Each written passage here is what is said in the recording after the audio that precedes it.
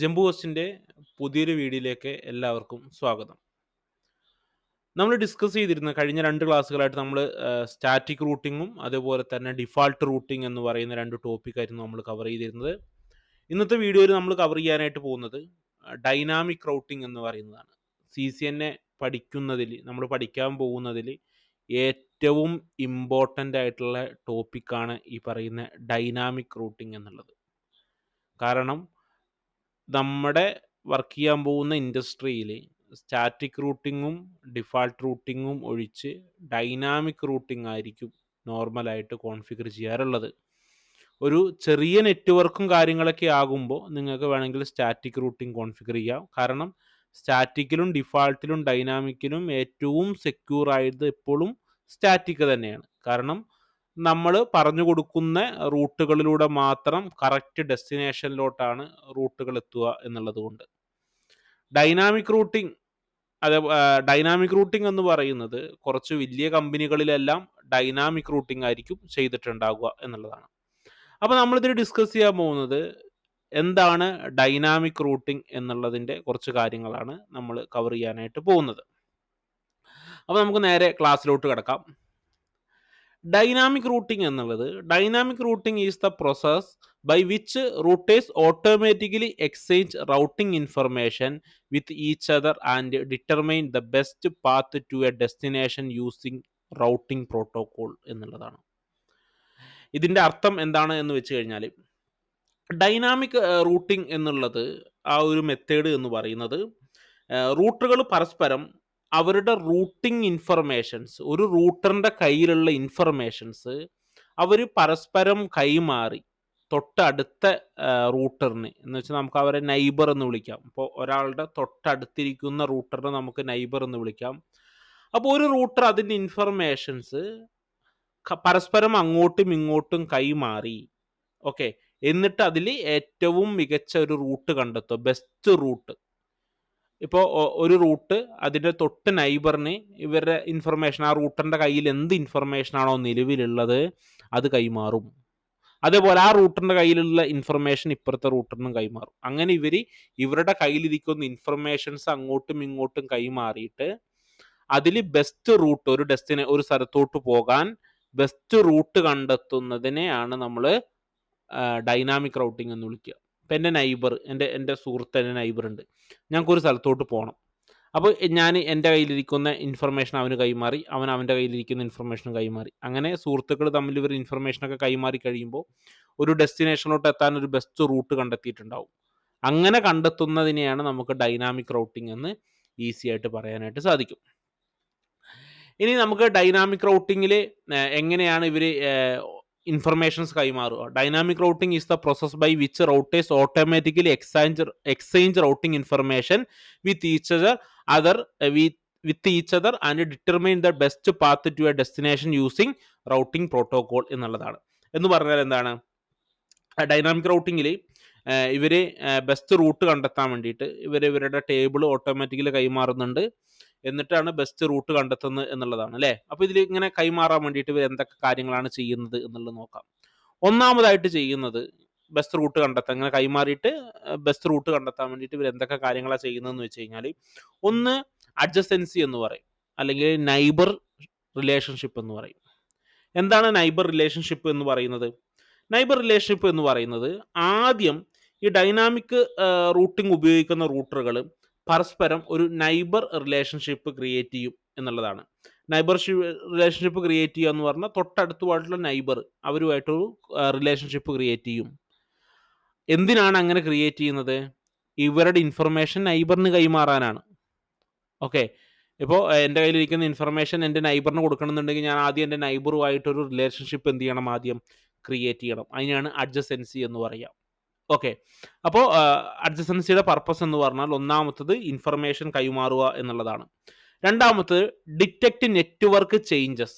നമ്മുടെ നെറ്റ്വർക്കിൽ ഉണ്ടാകുന്ന ചേഞ്ചസുകൾ, മാറ്റങ്ങൾ കണ്ടുപിടിക്കുക എന്നുള്ളതാണ്. അത് എന്താ പറയുക, ഇപ്പോൾ ഒരു ഇൻ്റർഫേസ്, ഒരു ലിങ്ക് ഡൗൺ ആവുക, അല്ലെങ്കിൽ നെറ്റ്വർക്കിലോട്ട് പുതിയ റൂട്ട് വരിക, ഇതെല്ലാം നൈബറിനെ അറിയിക്കണമല്ലോ. അപ്പോൾ നെറ്റ്വർക്കിൽ ഉണ്ടാകുന്ന ചേഞ്ചസുകളൊക്കെ, അപ്പോൾ അതൊക്കെ എന്ത് ചെയ്യണം? ചേഞ്ചസ് ഒക്കെ കൈമാറാൻ വേണ്ടിയിട്ട്. അതേപോലെ update the routing table automatically. Update the routing table automatically എന്ന് പറഞ്ഞാൽ ഒരു റൂട്ടറിന്റെ കയ്യിലുള്ള ആ ഒരു റൗട്ടിംഗ് ടേബിൾ ഓട്ടോമാറ്റിക് ആയിട്ട് അപ്ഡേറ്റ് ചെയ്യാൻ വേണ്ടിയിട്ട്. ഓക്കെ, ഓരോരുത്തരുടെ റൂട്ടറിന്റെ കയ്യിലും ഓരോ ടേബിൾ ഉണ്ടാവുമല്ലോ, ആ ടേബിള് ഓട്ടോമാറ്റിക്കലായിട്ട് അപ്ഡേറ്റ് ചെയ്യാൻ വേണ്ടിയിട്ടാണ്.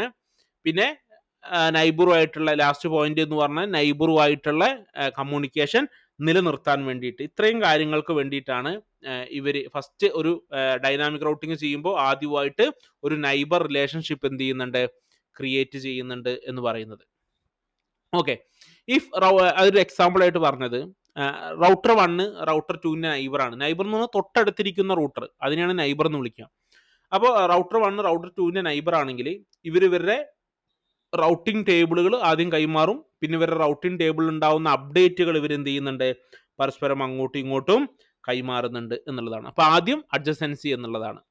രണ്ടാമത് ഡൈനാമിക് റൗട്ടിങ്ങിൽ രണ്ടാമത്തെ ഒരു എന്താ പറയുക പോയിന്റ് എന്ന് പറയുന്നത് ബെസ്റ്റ് റൂട്ട് സെലക്ഷൻ എന്നുള്ളതാണ്. എന്താണ് ബെസ്റ്റ് റൂട്ട് സെലക്ഷൻ എന്ന് പറഞ്ഞാൽ a router may learn multiple routes to the same destination network to determine the best route. The router compares the metric of each route എന്ന് പറഞ്ഞാൽ ഒരു റൂട്ടറിന് ഒരു ഡെസ്റ്റിനേഷനിലോട്ട് പോകാൻ ഒന്നിൽ കൂടുതൽ വഴികൾ കിട്ടി എന്ന് വിചാരിക്കുക. ഓക്കെ, ഈ ടേബിളുകൾ അങ്ങോട്ടും ഇങ്ങോട്ടൊക്കെ നൈബറിന് കൈമാറിയതിനു ശേഷം ഒരു റൂട്ടറിന് ഡെസ്റ്റിനേഷനിലോട്ട് പോകാൻ ഒന്നിൽ കൂടുതൽ വഴികൾ കിട്ടിയിട്ടുണ്ട് എന്നുണ്ടെങ്കിൽ അവർ എങ്ങനെയാണ് ബെസ്റ്റ് റൂട്ട് കണ്ടെത്തുക? ഒരു മെട്രിക് ഉപയോഗിച്ചിട്ടാണ്. അപ്പോൾ എന്താണ് മെട്രിക് എന്നുള്ളതാണ് നമുക്ക് അടുത്തതുള്ളത് അല്ലേ. മെട്രിക് എന്ന് പറയുന്നത് metric is a numerical value used to measure the quality over cost of a router. അപ്പോൾ മെട്രിക് എന്ന് പറയുന്നത് ഒരു ന്യൂമെറിക്കൽ വാല്യൂ ആണ്. എന്താണ്? ഒരു റൂട്ടറിന്റെ കോസ്റ്റ് കണ്ടുപിടിക്കാൻ വേണ്ടിയിട്ടുള്ളതാണ്. അപ്പോൾ നമുക്ക് അടുത്തൊരു കൺഫ്യൂഷൻ വരുന്നതാണ് എന്താണ് കോസ്റ്റ് എന്നുള്ളത് അല്ലേ. അപ്പോൾ എന്താണ് കോസ്റ്റ് എന്ന് പറഞ്ഞാൽ കോസ്റ്റ് എന്നത് ഒരു റൂട്ടറിലെ ഒരു പാക്കറ്റ് ഡെസ്റ്റിനേഷനിലോട്ട് എത്താൻ വേണ്ടിയിട്ട് എത്ര ചെലവ് വരും, അല്ലെങ്കിൽ അതിന് എത്ര ഇത് സഞ്ചരിച്ച് പോകണം എന്നത് സൂചിപ്പിക്കുന്നതിനെയാണ് നമ്മളൊരു മെട്രിക് എന്ന് വിളിക്കുക. എന്നുവെച്ചാൽ ഒരു റൂട്ടറിന് ഡെസ്റ്റിനേഷനിലോട്ട് എത്താൻ വേണ്ടിയിട്ട് അവർക്ക് എത്ര ഡെസ്റ്റിനേഷൻ കഴിഞ്ഞ് പോകണം, ഏതൊക്കെ റൂട്ടുകളിലൂടെ പോകണം, അതിനെയാണ് നമ്മൾ എന്ത് വിളിക്കുക, ഒരു മെട്രിക് എന്ന് വിളിക്കുക. അപ്പോൾ ലോവർ മെട്രിക് എന്ന് വെച്ചാൽ ഏറ്റവും എളുപ്പമുള്ള വഴിയാണ്, അത് ബെറ്റർ ആയിട്ടുള്ള റൂട്ടായിട്ട് തിരഞ്ഞെടുക്കുക അല്ലേ. ഒരു മെട്രിക് എന്ന് പറഞ്ഞാൽ എന്താണ്? ഒരു റൂട്ടറിന് ഒരു ഡെസ്റ്റിനേഷനിലോട്ട് എത്താൻ വേണ്ടിയിട്ട് എത്ര ദൂരം സഞ്ചരിക്കണം, ഏതൊക്കെ റൂട്ടുകളിലൂടെ പോകണം, അതാണ്. അപ്പോൾ വളഞ്ഞ വഴി ഉണ്ടാവും, സ്ട്രെയിറ്റ് ആയിട്ടുള്ള വഴി ഉണ്ടാവും, എളുപ്പ വഴികളൊക്കെ ഉണ്ടാവും അല്ലേ. നമ്മൾ ഏതാ തിരഞ്ഞെടുക്കും? എപ്പോഴും ഏറ്റവും ദൂരം കുറഞ്ഞത്, ഏറ്റവും എളുപ്പ വഴിയല്ലേ നമ്മളൊരു ഡെസ്റ്റിനേഷനിലോട്ട് പോകാൻ വേണ്ടിയിട്ട് തിരഞ്ഞെടുക്കുക. അതേപോലെ അതിനാണ് നമ്മൾ അപ്പോൾ ഈ റൂട്ടറിന്റെ കാര്യത്തിൽ അതിനെ മെട്രിക് എന്ന് വിളിക്കാം. അപ്പോൾ ഏറ്റവും ലോവർ മെട്രിക്, ഡെസ്റ്റിനേഷനിലോട്ട് എത്താൻ ഏറ്റവും എളുപ്പ വഴി, അതാണ് ലോവർ മെട്രിക്. ഓക്കെ, ആ മെട്രിക് ഉള്ളതിനാണ് ബെസ്റ്റ് റൂട്ടായിട്ട് എന്ത് ചെയ്യുക അവരെ കണ്ടത്. The route with the lowest metric is install the routing table. അപ്പോൾ ഡെസ്റ്റിനേഷനിലോട്ട് പോകാൻ വേണ്ടിയിട്ട് റൂട്ടറിന്റെ കയ്യിൽ റൂട്ടിംഗ് ടേബിൾ ഉണ്ടാവും. ഈ ടേബിളിൽ ഏറ്റവും മെട്രിക് കുറഞ്ഞിട്ടുള്ള വഴിയാണ് അവരെന്ത് ചെയ്യുക, എപ്പോഴും എടുത്തു വെക്കുക എന്നുള്ളതാണ്. ഓക്കെ, അപ്പോൾ ഈ ഡെസ്റ്റിനേഷനിലോട്ട് പോകാൻ ഈ മെട്രിക് കണക്കാക്കുന്നത് റിപ്പ് എന്ന് പറയുന്ന ഒരു ഡൈനാമിക് റൂട്ടിങ്ങിൽ വരുന്ന ഒരു പ്രോട്ടോകോളാണ് റിപ്പ് എന്ന് പറയുന്നുണ്ട്. റിപ്പ് എന്ന് പറയുന്നതിൽ ഇവർ മെട്രിക് എങ്ങനെ കണക്കാക്കുക എന്ന് വെച്ച് കഴിഞ്ഞാൽ ഇവർ ഹോപ്പ് കൗണ്ട് നോക്കിയിട്ടാണെന്ന് പറയും. ഹോപ്പ് കൗണ്ട് എന്ന് പറയുന്നത് ഡെസ്റ്റിനേഷനിലോട്ട് പോകാൻ വേണ്ടിയിട്ട് എത്ര റൂട്ടർ കഴിയണം എന്നുള്ളതിനാണ് ശരിക്കും ഹോപ്പ് കൗണ്ട് എന്ന് വിളിക്കുക. റിപ്പിന്റെ ക്ലാസ്സിൽ ഞാൻ വിശദമായിട്ട് പറഞ്ഞുതരാം. രണ്ടാമത്തെ OSPF എന്ന് പറയുന്നൊരു പ്രോട്ടോകോൾ ഉണ്ട്, ഡൈനാമിക് റൂട്ടിങ്ങിൽ തന്നെ വരുന്നതാണ്. അതിൽ കോസ്റ്റ് നോക്കിയിട്ടാണ്.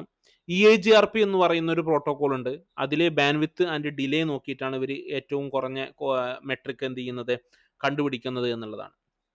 അപ്പോൾ രണ്ട് കാര്യങ്ങളാണ് നോക്കുക. ആദ്യം ഇവർ ഒരു അഡ്ജസൻസി ഉണ്ടാക്കും ഇവരുടെ ടേബിളും കാര്യങ്ങളൊക്കെ കൈമാറാൻ വേണ്ടിയിട്ട്. രണ്ടാമത് ഇവർ ബെസ്റ്റ് റൂട്ട്, ഒന്നിൽ കൂടുതൽ വഴി കിട്ടിക്കഴിഞ്ഞാൽ ബെസ്റ്റ് റൂട്ട് കണ്ടെത്താൻ വേണ്ടിയിട്ട് മെട്രിക് എന്ന് പറയും. എന്താണ് മെട്രിക് എന്നുള്ളത് ക്ലിയർ ആയി എന്ന് വിചാരിക്കുന്നു. ഡെസ്റ്റിനേഷൻ എത്താൻ വേണ്ടിയിട്ട് ഒരു റൂട്ടറിന് എത്ര കോസ്റ്റ് ആകും എന്നുള്ളതിനെയാണ് നമ്മൾ മെട്രിക് എന്ന് വിളിക്കുക. അപ്പോൾ കോസ്റ്റ് എന്താണ്? കോസ്റ്റ് എന്ന് പറഞ്ഞാൽ ഏതൊക്കെ വഴിയിലൂടെ പോകണം, എത്ര കഴിഞ്ഞിട്ട് വേണം പോകാൻ, ഏതൊക്കെ, അതിനെയാണ് നമ്മൾ എന്ത് വിളിക്കുന്നത്, കോസ്റ്റ് എന്ന് വിളിക്കുന്നത്. അപ്പോൾ ഏറ്റവും മെട്രിക് കുറഞ്ഞതായിരിക്കും ബെസ്റ്റ് റൂട്ട്. ആ ബെസ്റ്റ് റൂട്ടിനെയാണ് ഇവർ എപ്പോഴും റൂട്ടിംഗ് ടേബിളിൽ വെക്കുക. ബാക്കിയുള്ള ടേബിളിന് കളയുക എന്നല്ല പറയുന്നത്. എപ്പോഴും പ്രിഫേർഡ് ചെയ്ത് വെക്കുന്നത് ഏതായിരിക്കും? ബെസ്റ്റ് റൂട്ടിനെ ആയിരിക്കും. ഓക്കെ, ഇപ്പോൾ എനിക്ക് ഉദാഹരണമായിട്ട് എനിക്ക് ഇപ്പോൾ പാലക്കാട് നിന്ന് എനിക്ക് എറണാകുളം പോകാൻ വേണ്ടിയിട്ട് എനിക്ക് മൊത്തം 5 അല്ലെങ്കിൽ 6 വഴികളുണ്ടെന്ന് നോക്കുക. പാലക്കാട് നിന്ന് എറണാകുളം പോകാൻ 6 വഴികളുണ്ടെങ്കിൽ ഞാൻ എപ്പോഴും എൻ്റെ ബെസ്റ്റ് റൂട്ടായിട്ട് വെക്കുന്നത് അതിൽ ഏറ്റവും എളുപ്പമുള്ള വഴിയായിരിക്കും. ബാക്കിയുള്ള 4 വഴികൾ ഞാൻ കളയുമല്ല.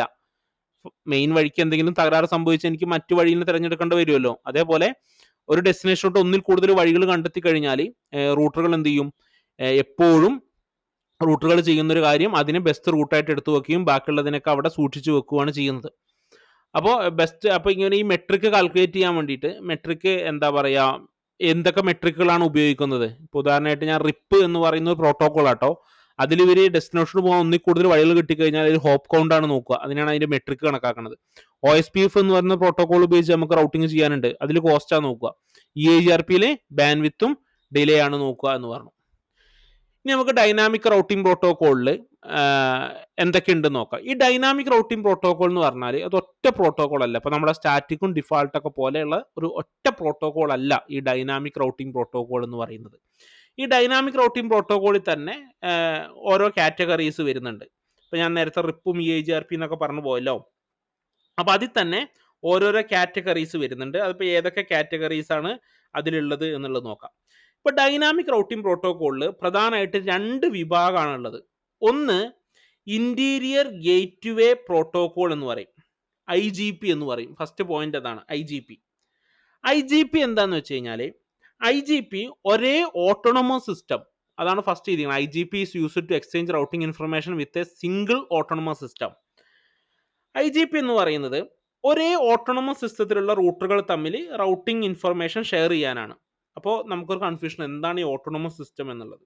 ഓട്ടോണമസ് സിസ്റ്റം വളരെ സിമ്പിൾ ആണ്. ഒരു എക്സാമ്പിൾ ഞാൻ താഴെ എഴുതിയിട്ടുണ്ട്. ഓട്ടോണമസ് സിസ്റ്റം എന്ന് പറഞ്ഞാൽ എന്താ, ഇപ്പം നമുക്കൊരു കമ്പനി ഉണ്ട്, ആ കമ്പനിയുടെ ഹെഡ് ഓഫീസ് ഒരു സ്ഥലത്തുണ്ട്, അതിൻ്റെ ബ്രാഞ്ച് ഓഫീസ് വേറൊരു സ്ഥലത്താണ്. നമ്മൾ ഈ ഹെഡ് ഓഫീസിനെയും ബ്രാഞ്ച് ഓഫീസിനെയും തമ്മിൽ പരസ്പരം കണക്ട് ചെയ്യും. അപ്പോൾ നമ്മുടെ കമ്പനിയുടെ ഒരു ഓട്ടോണമസ് സിസ്റ്റമാണത്. അല്ലെങ്കിൽ എൻ്റെ കമ്പനിക്ക് ഒരു ഹെഡ് ഓഫീസ് ഉണ്ട്, ഒരു 5 ബ്രാഞ്ച് ഓഫീസ് ഉണ്ട്. എൻ്റെ കമ്പനിയിലെ ഹെഡ് ഓഫീസുമായിട്ട് 5 ബ്രാഞ്ച് ഓഫീസിനെ കണക്ട് ചെയ്ത് നമ്മളൊരു നെറ്റ്വർക്ക് അവിടെ ഇംപ്ലിമെന്റ് ചെയ്യില്ലേ, അതിനെയാണ് നമ്മൾ ഓട്ടോണമസ് സിസ്റ്റം എന്ന് വിളിക്കുക. അപ്പോൾ അതാണ് ഓട്ടോണമസ് സിസ്റ്റം. അപ്പോൾ ഈ ഓട്ടോണമസ് സിസ്റ്റത്തിൽ ആ ഒരു ഓട്ടോണമസ് സിസ്റ്റത്തിലെ എല്ലാ നെറ്റ്വർക്കുകളെയും പരസ്പരം കണക്ട് ചെയ്യാൻ വേണ്ടിയിട്ട് നമ്മൾ ഡൈനാമിക് റൗട്ടിംഗ് ആണ് യൂസ് ചെയ്യുന്നതെങ്കിൽ അതിൽ നമ്മൾ ഉപയോഗിക്കേണ്ട കാറ്റഗറിയാണ് ഇത് IGP എന്ന് പറയുന്നത്. കാരണം ഒരു സിംഗിൾ ഓട്ടോണമസ് സിസ്റ്റം ആണെങ്കിൽ നമ്മൾ IGP ഉപയോഗിച്ചിട്ട് വേണം കണക്ട് ചെയ്യാനായിട്ട്. ഓക്കെ, അപ്പോൾ IGPയിൽ വരുന്ന പ്രധാനപ്പെട്ടിട്ടുള്ള പ്രോട്ടോകോളുകളാണ്. IGP ആണ് നിങ്ങൾ യൂസ് ചെയ്യുന്നതെങ്കിൽ, നിങ്ങളുടെ സിംഗിൾ ഓട്ടോണമസ് സിസ്റ്റം ആണ്, നിങ്ങൾ അതിൽ IGP എന്ന് പറയുന്ന പ്രോട്ടോകോളാണ് യൂസ് ചെയ്യുന്നതെങ്കിൽ നിങ്ങൾക്ക് ഉപയോഗിക്കാവുന്ന പ്രോട്ടോകോളാണ് ഒന്ന് റിപ്പ്, റൗട്ടിംഗ് ഇൻഫർമേഷൻ പ്രോട്ടോകോള്. രണ്ടാമത്തത് open shortest path first, OSPF എന്ന് പറയും. മൂന്നാമത്തത് EIGRP എന്ന് പറയും, enhanced interior gateway routing protocol എന്ന് പറയും. ഓക്കെ, ഇത്രയാണ് അതിൽ വരുന്നത്. പിന്നെ ഒന്നും കൂടെ ഉണ്ട്, intermediate system to intermediate system, ISIS ഇപ്പൊ യൂസ് ചെയ്യാറില്ല. ഇപ്പൊ നമ്മൾ റിപ്പ് ഉപയോഗിച്ചിട്ടോ OSPF ഉപയോഗിച്ചിട്ടോ IGRP ഉപയോഗിച്ചിട്ടാണ് ഒരു സിംഗിൾ ഓട്ടോണമസ് സിസ്റ്റങ്ങളിൽ വരുന്ന എല്ലാ റൂട്ടറുകളെയും നമ്മൾ പരസ്പരം കണക്ട് ചെയ്യാറുള്ളത്. രണ്ടാമതൊരു കാറ്റഗറി എന്ന് പറഞ്ഞാൽ എക്സ്റ്റീരിയർ ഗേറ്റ്വേ പ്രോട്ടോകോൾ ആണ്.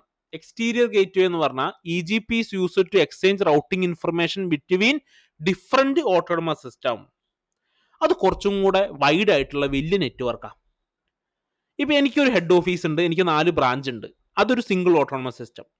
വേറൊരു കമ്പനിക്ക് ഒരു ഹെഡ് ഓഫീസ് ഉണ്ട്, അവർക്ക് 4 ബ്രാഞ്ച് ഉണ്ട്, അത് അവരുടെ ഓട്ടോണമസ് സിസ്റ്റം. അപ്പൊ എൻ്റെ ഒരു ഓട്ടോണമസ് സിസ്റ്റം ഇവിടെ ഉണ്ട്, അവരുടെ കമ്പനിക്ക് വേറൊരു ഓട്ടോണമസ് സിസ്റ്റം അവിടെ ഉണ്ട്.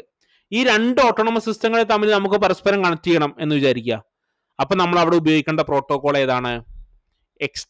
എക്സ്റ്റീരിയർ ഗേറ്റ്വേ പ്രോട്ടോകോൾ ആണ് യൂസ് ചെയ്യേണ്ടത്. എക്സാമ്പിൾ ആയിട്ട് എയർടെലിന്റെ നെറ്റ്വർക്ക്, അതൊരു ഓട്ടോണമസ് സിസ്റ്റം ആണ്. എയർടെലിന്റെ ഹെഡ് ഓഫീസ്, എയർടെലിന്റെ ബ്രാഞ്ച് ഓഫീസ് എല്ലാം തമ്മിൽ കണക്ട് ചെയ്തിട്ടുണ്ട്. ജിയോയുടെ നെറ്റ്വർക്ക്, ജിയോയുടെ ഹെഡ് ഓഫീസ്, ജിയോയുടെ ബ്രാഞ്ച് ഓഫീസ് ഒക്കെ തമ്മിൽ കണക്ട് ചെയ്ത നെറ്റ്വർക്ക്. ഇതിൽ രണ്ടിനെയും പരസ്പരം കണക്ട് ചെയ്യേണ്ട ഒരു സിറ്റുവേഷൻ വന്നു നോക്കുക. അപ്പൊ രണ്ട് ഓട്ടോണമസ് സിസ്റ്റം അല്ലേ? അപ്പൊ കണക്ട് ചെയ്യണമെങ്കിൽ നിങ്ങൾ എന്ത് ചെയ്യണം? അവിടെ EGP എന്ന് പറയുന്ന എക്സ്റ്റീരിയർ ഗേറ്റ്വേ പ്രോട്ടോകോൾ എന്ന് പറയുന്ന പ്രോട്ടോകോൾ ഉപയോഗിച്ചിട്ടാണ് നിങ്ങൾ കണക്ട് ചെയ്യേണ്ടത്. അപ്പൊ EGPയിൽ ഒരു അൽഗോരിതം യൂസ് ചെയ്യുന്നുണ്ട് എന്നൊക്കെ പറഞ്ഞു. അൽഗോരിതത്തെ കുറിച്ചൊക്കെ നമുക്ക് വിശദമായിട്ട് പറയാം. ഇതിലിപ്പോൾ അൽഗോരിതം എഴുതിയിരിക്കുന്നത് പാത്ത് വെക്ടർ അൽഗോരിതം എന്ന് പറയുന്ന ഒരു അൽഗോരിതം യൂസ് ചെയ്യുന്നുണ്ട്, എന്നിട്ടാണ് ഇവർ ഡെസ്റ്റിനേഷൻ കണ്ടുപിടിക്കുന്നത് എന്നൊക്കെയാണ്. ഓക്കെ, ഇതിലൊരു എക്സാമ്പിൾ ആണ്. നമ്മളിപ്പോൾ നേരത്തെ IGP-യിലാണ് ഈ എക്സാമ്പിൾ പറഞ്ഞത്. റിപ്പ്, OSPF, EAGRP, ISIS അല്ലേ. EGP-യിൽ ഒരു എക്സാമ്പിൾ എന്ന് പറഞ്ഞാൽ ഇപ്പോൾ ഉപയോഗിക്കുന്നത് ബോർഡർ ഗേറ്റ്വേ പ്രോട്ടോകോൾ, BGP എന്ന് പറയുന്ന പ്രോട്ടോകോൾ ഉപയോഗിച്ചിട്ടാണ് ഈ ഡിഫറെന്റ് ഓട്ടോണമസ് സിസ്റ്റങ്ങൾ തമ്മിൽ പരസ്പരം കണക്ട് ചെയ്യുന്നത്. ഇപ്പോൾ നമ്മൾ പറഞ്ഞു വന്നത് സിമ്പിളായിട്ട് ഞാൻ ഒന്നും കൂടെ പറഞ്ഞുതരാം. സ്റ്റാറ്റിക്കും ഡിഫാൾട്ടും കഴിഞ്ഞിട്ട് നമുക്ക് പഠിക്കാനുള്ള റൂട്ടിംഗ് ആണ് ഡൈനാമിക് റൂട്ടിംഗ് എന്നുള്ളത്.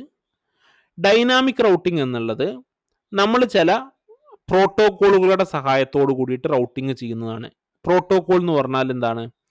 കുറച്ച് ടേംസ് ആൻഡ് കണ്ടീഷൻസിന്റെ സെറ്റിനെയാണ് നമ്മൾ പ്രോട്ടോകോൾ എന്ന് വിളിക്കുക.